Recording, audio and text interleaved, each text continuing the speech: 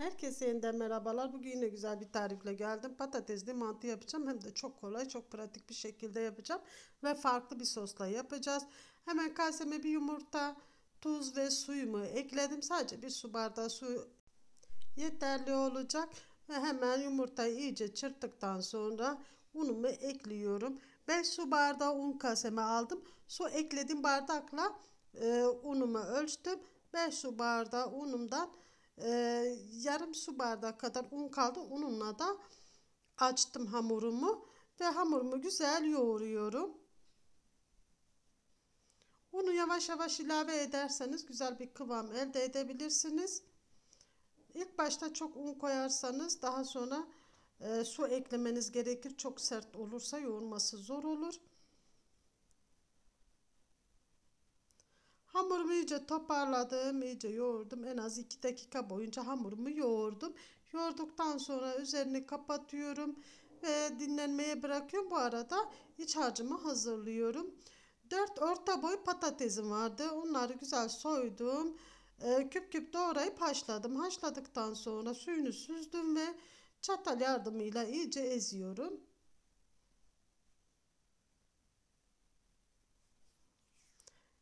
Ezdiğim patatesin içine bir büyük baş soğanı kavurdum. Yarım çay bardağı sıvı yağla kavurdum. İçine ekledim. Maydanoz ekledim. Pul biber ekledim.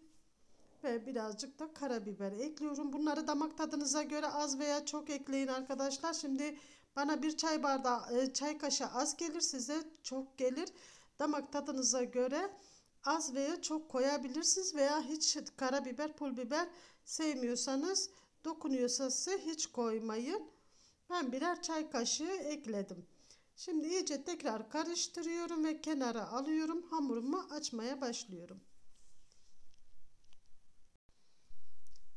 Patateslerimi karıştırana kadar hamurum da dinlenmiş oldu. Toplamda bir 5 dakika dinlendi. İstediğiniz kadar tabi dinlendirebilirsiniz. 10-15 dakika kadar da dinlenebilir. Bu arada dinlenen hamurumu masama un serpip 1 dakika boyunca tekrar yoğuruyorum. Her zaman bu ikinci yoğurmayı yapıyorum arkadaşlar. Hem hamur daha pürüzsüz oluyor hem çok daha güzel oluyor. Mutlaka siz de yapın. Yani yoğrulan hamurlarda mutlaka ikinci bir yoğurmayı yapın. Çok güzel hamur oluyor. Şimdi 2 adet bezeye ayırıyorum. Biri küçük, biri büyük olacak. Yani ikisi eşit olmayacak arkadaşlar. Biri diğerinden bir tık daha büyük olmalı ki üste gelecek olan hamur bir tık daha büyük olacak. Şöyle 2 beze yaptım. Biri büyük, biri küçük yaptım. Hemen büyük olanını kenara alıyorum. Üzerini tekrar örtüp kenarda bekletiyorum. Küçük olanı açmaya başlıyorum. Tekrar un serpiyorum. İlk başta bol un serpiyorum. Daha sonra serpmiyorum. Hamurunuz çok yumuşak ise, oklavana yapışıyorsa azar azar un serpebilirsiniz. Ama hamurunuz tam kıvamında ise ilk başta eklediğiniz un yeterli gelecektir. Hemen açmaya başlıyorum. Buraları çok uzatmayacağım. Sizi çok yormayacağım. Zaten nasıl açılacağını az çok herkes artık biliyor. İlk başta eklediğim unla beraber hamurumu, yani yufkamı güzel açıyorum.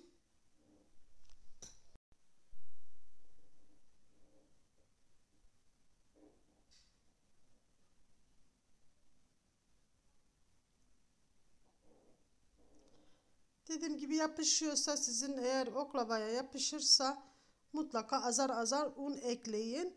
Yapışmasın ve işiniz kolaylaşsın. Hemen şöyle büyüttüm. İnce bir yufka açtım arkadaşlar. Daha kalın seviyorsanız, hani mantıları kimisi böyle kalın hamurlu hamurlu daha çok sever. Ben öyle sevmiyorum. Ben hep ince ince mantılar severim. Çok böyle hamur hamur yemek istemiyorum.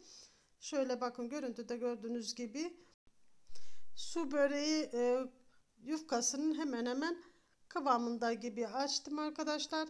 Şimdi kenar kısımları biraz daha açıyorum. Ve ilkini kaldırıyorum. İkincisini de bu da ikincisi arkadaşlar. İkincisini de Üzerine un serpiyorum. Bu şekilde kaldırıyorum ki yapışma olmasın diye. Diğerini de aynı şekilde kaldırdım. Videoyu çok uzatmamak adına onu göstermedim. Ve ilk açtığımın üzerine şimdi ikincisini kaldırdım. Bu da ilk açtığım yufka. İlk açtığım yufkanın üzerine oklavamı koydum.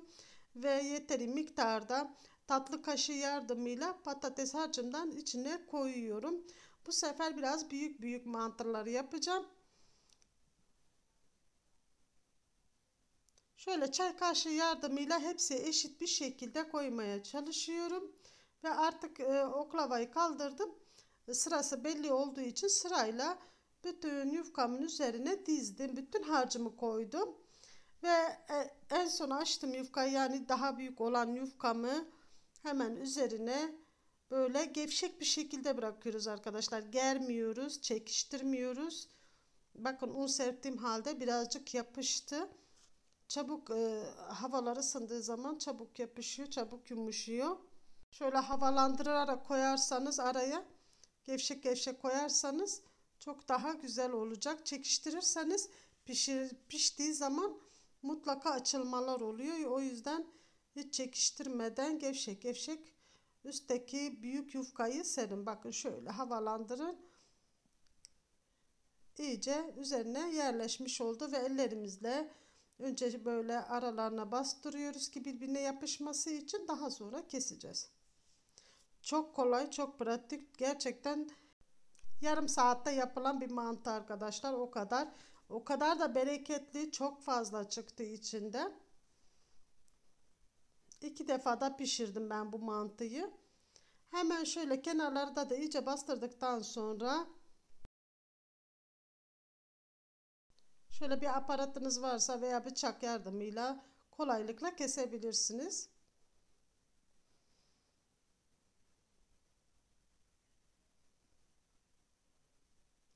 Orta kısımdan da bastırdığımız yerden kesiyoruz. Kenara çok yaklaşmadan, patatesler açığa çıkmadan tam orta kısımdan kesiyoruz.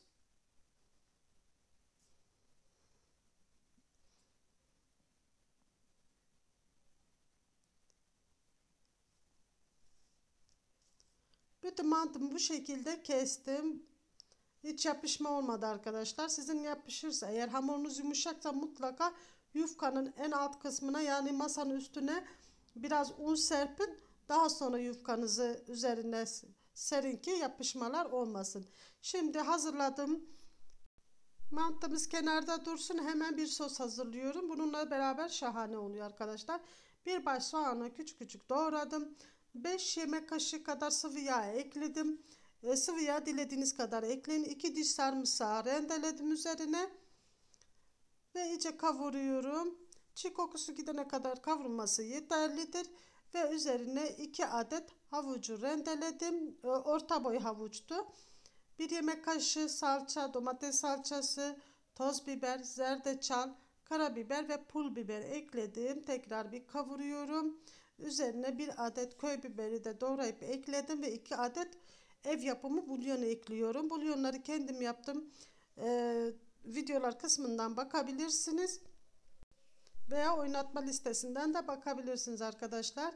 Üzerine 2 adet doğranmış domatesi de ekledikten sonra 2 su bardağı su ekliyorum. Bol su olacak. Büyük su bardakları kullandım. Klasik su bardakları kullanırsanız 4 su bardağı su ekleyin arkadaşlar. 200 milimlik su bardakları kullanırsanız ona göre suyunuzu koyun arkadaşlar. Ve kaynayan suyun içine tuzu da ekledikten sonra karıştırdım ve artık mantılarımı koyabilirim. Bol bol koyabilirsiniz. Yani sığabildiği kadar mantı koyabilirsiniz. Kesinlikle dağılma olmaz, hiçbir şey olmaz. Çünkü bunu bu sosla beraber yiyeceğiz. Bu sosu çekiyor arkadaşlar. Çok da lezzetli oluyor. Bu şekilde 2 tava çıktı. 2 tane yaptım. Bunu mutlaka hani akşam yemeğine yakın bu işlemi yapın ki soğumasın. Soğuduktan sonra çok güzel olmuyor. Sıcak sıcak çok daha lezzetli ve güzel oluyor. Soğuduktan sonra da ısıtabilirsiniz ayrıca arkadaşlar. Yani bu şekilde ısıtın.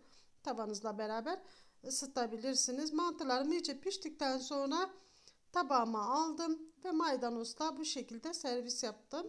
İstediğiniz kadar suyundan da koyabilirsiniz. Suyu da çok lezzetli oldu. Kalan suyuna ben diğer mantıları da eklediğim için tabağıma çok fazla şu anda koymadım.